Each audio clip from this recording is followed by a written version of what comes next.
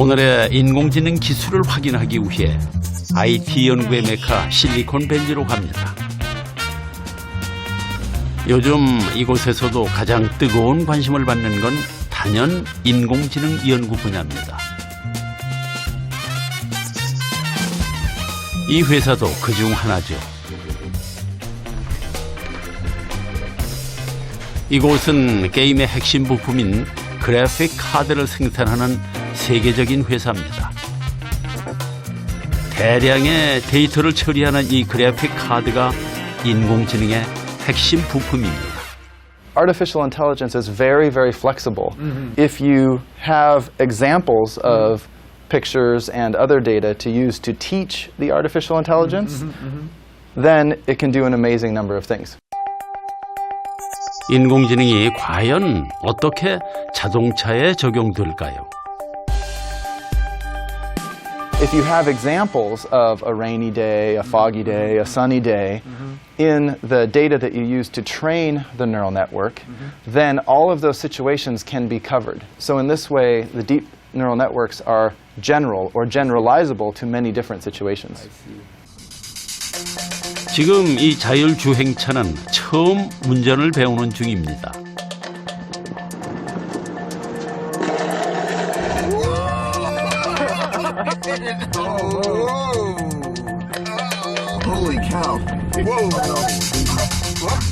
Last year, the state-of-the-art in autonomous driving was just beginning to use artificial intelligence.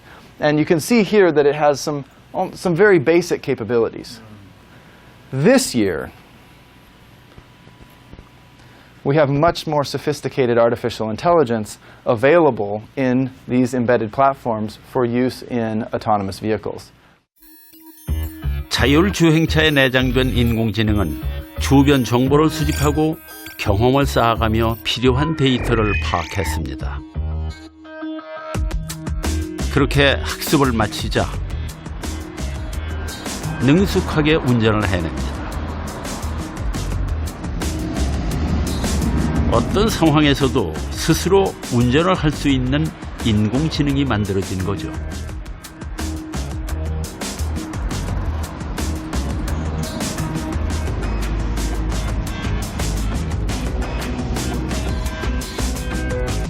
Today, this is the most flexible, most powerful solution for self-driving and autonomous vehicles in the world, yes. That's cool. Yeah, it's pretty neat. Yeah.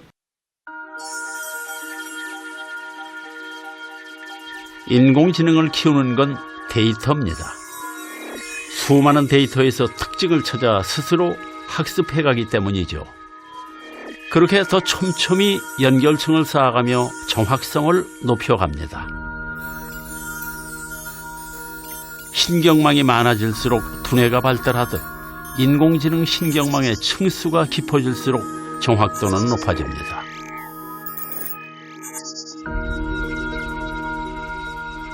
인간의 두뇌가 사물을 구별하듯 기계는 많은 데이터를 합치고 분류하는 과정을 반복하면서 정보를 처리하고 인식하게 됩니다. 그럼 테니스공을 잘 인식하는지 그 정확도를 한번 보죠. 인공신경망은 이제 우리 주변의 사물을 어렵지 않게 식별합니다. 수많은 데이터로 학습을 끝냈기 때문입니다. We've had a lot of success in deep learning in industrial applications. If we really aim for AI, we need to be able to let the computer learn more by itself. We can still give it these human-labeled examples, but it should be able to use a lot more data. 결국 많은 데이터를 활용하는 것이 딥러닝의 핵심입니다.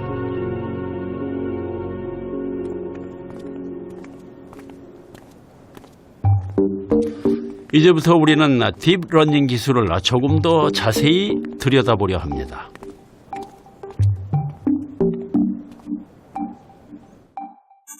인공지능 전문가가 그 원리를 아주 쉽게 설명해 줄 겁니다.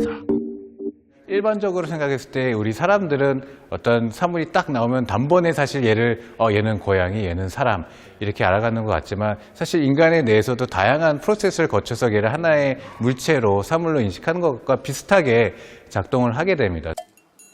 기계는 어떻게 고양이를 인식할까요? 딥러닝 방식을 단계별로 살펴보겠습니다.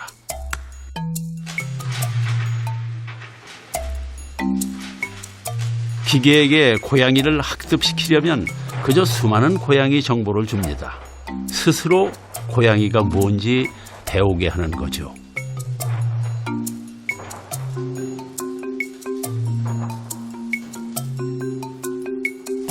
많은 데이터를 주어서 고양이의 특징을 찾아내게 하는 겁니다.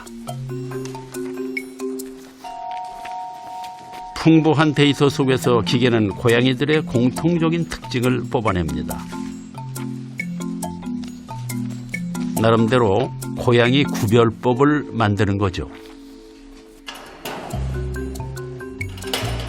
그런 다음 고양이 정보를 분류해서 저장합니다. 분류한 데이터가 많을수록 기계는 더 많은 사물을 인식하고 더 정확도가 높아집니다. 이렇게 분류된 특징들이 쌓여서 새로운 정보를 파악하는 역할을 합니다. 이제 새로운 어떤 데이터가 들어왔을 때 걔를 인식하고 싶다라고 하면 결국 이 특징점들이 어떻게 모여서 그 새로운 데이터를 만들어낼 수 있는가에 따라서 얘가 고양이로 인식이 되기도 하고 강아지로 인식이 되기도 합니다. 이제 기계가 새로운 무언가를 봤다고 가정해 봅시다. 먼저 이미 학습한 사물의 특징을 찾아야 합니다. 그리고 저장된 것과 일치하는 점을 하나씩 맞춰가죠. 분류된 작은 정보를 모아서 전체를 파악합니다.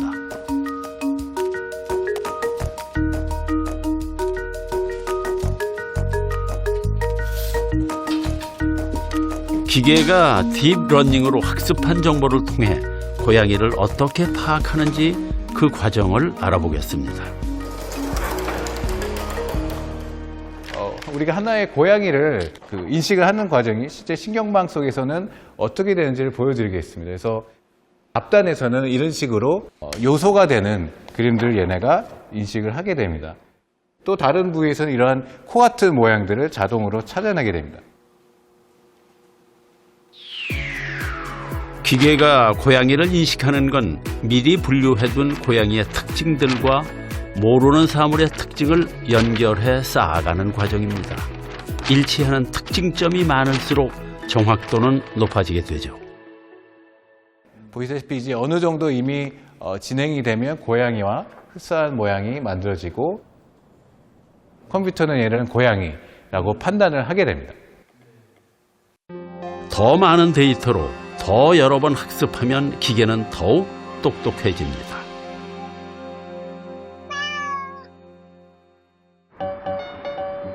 최근 인공지능 연구는 새로운 영역에 도전 중입니다. 세계 최고의 영상 인식 전문가를 만나봤습니다. 그는 축구에서 힌트를 얻었다네요. So this is a famous scene that all Italians remember. It was in the World Cup about 12 years ago. And so there was this episode where this player called Zidane headbutted an Italian player and got kicked out of the field. Now, everybody talked about it because nobody knew what had happened. And so it was not clear why Zidane had done that. And so that's a question again of intelligence. How can we decode such a complex situation? Why does he do it? And so there were articles for many months in the newspapers about why and when and what and so on.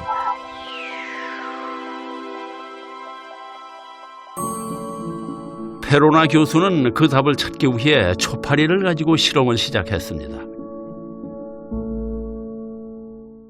The behaviors of fruit flies are very interesting, and we try to understand what goes on in their brain of the flies that causes them to do whatever they do.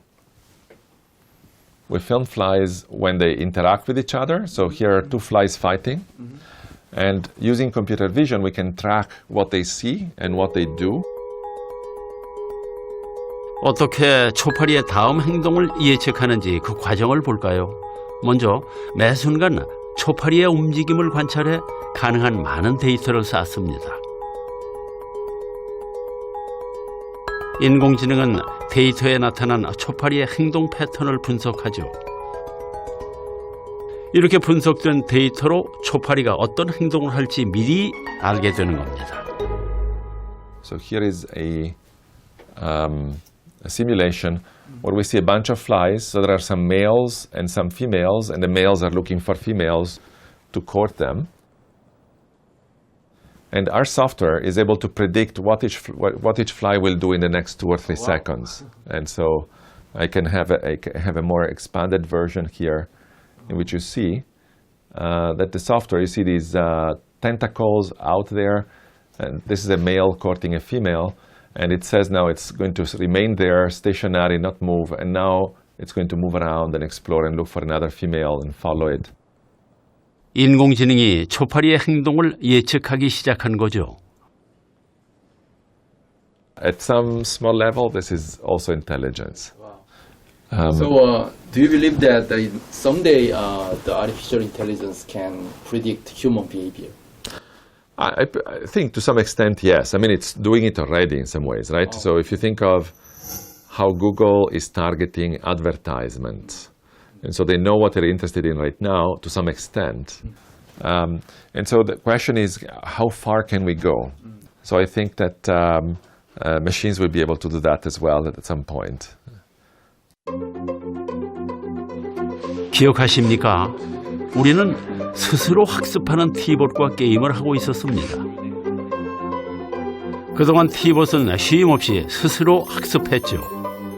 사실 틱택토 게임에는 비밀이 있습니다. 맨 처음 정 가운데 칸에 수를 두면 승률이 더 높아진다는 겁니다. 자, 그렇다면 머신러닝을 마친 티봇은 첫 수를 어디에 놓을까요?